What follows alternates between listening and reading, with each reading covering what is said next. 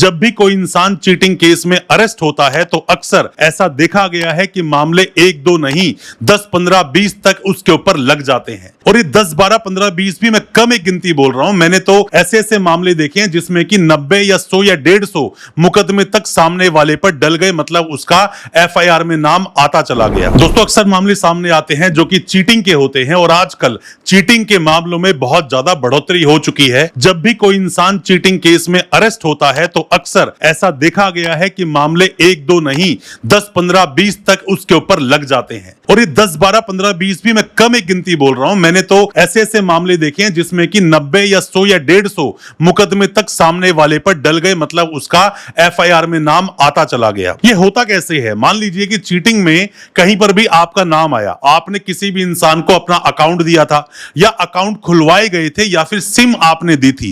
ये फर्जीवाड़ा ही है सब कुछ। ऐसा कोई प्योर तरीके से कोई अपनी सिम या अकाउंट किसी को देता नहीं है। आपको किसी ने लालच दिया कि 5,000 रुपए दूंगा, अपने अकाउंट दे दे, कहीं से पेमेंट आनी है। 5,000 के लालच में आपने उसको अकाउंट दे दिया या सिम प्रोवाइड कर दी। तो ऐसे में जो चीटिंग होती है या फॉर्जरी हो जाती है किसी के साथ में, फ्रॉड होता है किसी के साथ में, तो ऐसे में मामले दर्ज होते चले जाते हैं और ये मल्टीपल केसेस हो जाते हैं। फिर आपको बेल लेने में बहुत ज्यादा मशक्कत करनी पड़ती है और फिर भी बेल नहीं होती। सालों साल तक भी हो सकता है कि आप जेल में रहो। तो आज इन्हीं मामलों के बारे में बात करेंगे। नॉर्मल सा मामला चीटिंग का आपके ऊपर दर्ज हुआ, 420 का 66D लग गया या फिर 318 का सबसेक्शन 4 66D साथ में लग गया। तो ऐसे में कैसे बेल होगी, क्या क्या मुसीबतें आपके सामने आती है, कैसे ये केस बनते हैं, इन सब पर बात करेंगे। ज्यादा कुछ जानने के लिए दोस्तों बने रहिए हमारे इस वीडियो के साथ। नमस्कार दोस्तों, फिर एक बार स्वागत करता हूं आप सभी का अपने इस यूट्यूब चैनल पर जिसका नाम है फाइट फॉर ट्रू। मेरा नाम है वीरेंद्र वर्मा। दोस्तों आप में से कोई भी नए वकील साहब है, कोई भी लॉ स्टूडेंट है, कोई भी अभी कानून की जानकारी ले रहा है, वीडियो बहुत काम का है।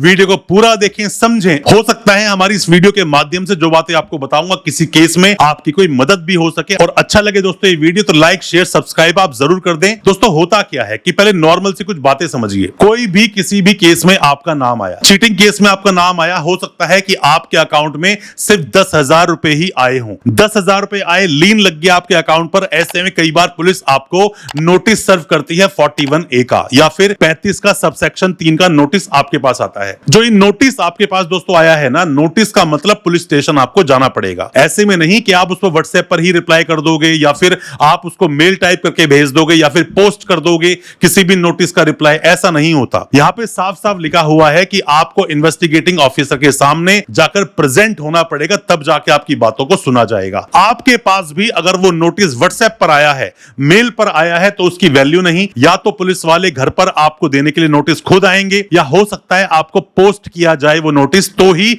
इसकी वैल्यू है, वरना उसकी वैल्यू नहीं। तो दोस्तों होता क्या है कि ऐसे में कई बार मैंने देखा है कि लोगों के ऊपर मामला होता है नॉर्मल सा 20-25 हजार रुपए का, और ऐसे में किसी इंसान को पुलिस का नोटिस आ गया। अब आप चाहते हो एंटीसिपेटरी बेल लेना, तो यहां पर पैसे से मतलब नहीं है। आपका कितने का केस है, केस हो सकता है 12,000 रुपए का ही हो, बाकी सारी पेमेंट दूसरे अकाउंट में चली गई हो, पर आप उस केस का पार्ट हैं। तो ऐसे में आप सोचेंगे यार कि 15-20 हजार का तो मामला ही है, मैं एंटीसिपेटरी बेल करवाऊंगा, हो सकता है लाखों रुपए मेरे लग जाएं, तो क्या फायदा उस चीज का। ये फायदे फूदे से कोई मतलब नहीं होने वाला, सीधा जेल पहुंचा देंगे और कई महीनों तक आप जेल काट के आओगे।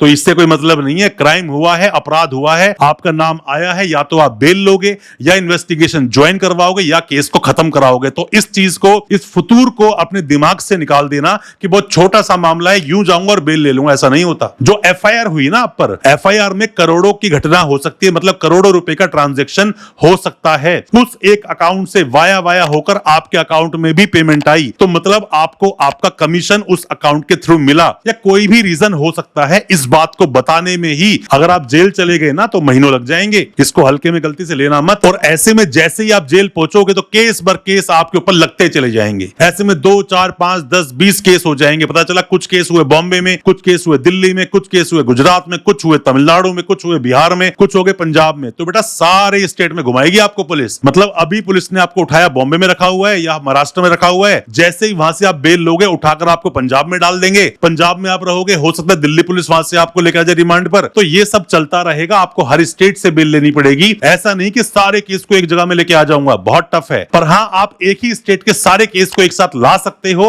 पर मैं आपको फिर भी समझा दूं, इतना आसान नहीं।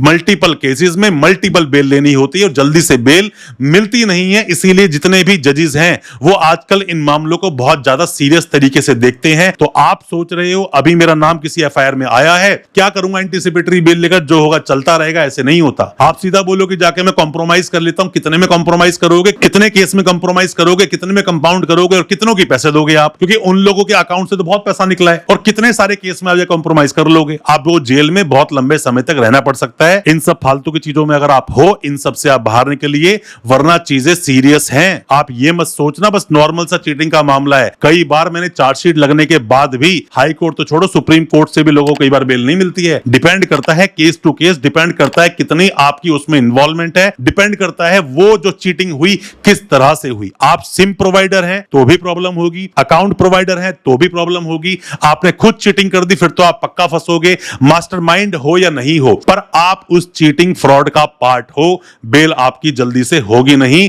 बेल के बहुत सारे प्रोविजंस हैं। आप चाहो केस को खत्म करा सकते हो, मतलब क्वैश करा सकते हो, आप चाहो बेल ले सकते हो, इन्वेस्टिगेशन ज्वाइन कर सकते हो, या फिर आपकी इच्छा हो तो अरेस्ट होने के बाद में जेल में कुछ महीनों सालों तक रहो, उसके बाद आप बेल लगाओ। पर ये जो एक छोटी सी जो फतूर आपने दिल में पाला हुआ है ना कि 10-20-30 हजार का मामला है, यूं बेल ले लूंगा, ऐसे बेल नहीं होती इन केसों में। तो कोई भी किसी भी तरह के सवाल आपके दिल में है, कुछ भी पूछना चाहते हैं, कमेंट बॉक्स में कमेंट करें, आपके उसी कमेंट पर वीडियो लेकर आएंगे। हो सकता है हमारे किसी एडवाइस से आप अपनी किसी मुसीबत से बाहर निकल सके। अच्छा लगा हो आज का वीडियो, चैनल को सब्सक्राइब करना बिल्कुल ना भूलें, साथ में लगा बेल आइकन जरूर दबा दें ताकि इसी तरह की लीगल अवेयरनेस की वीडियोस आप तक पहुंच सके सबसे पहले। बहुत बहुत शुक्रिया दोस्त, धन्यवाद हमारे इस वीडियो के साथ बने रहने के लिए।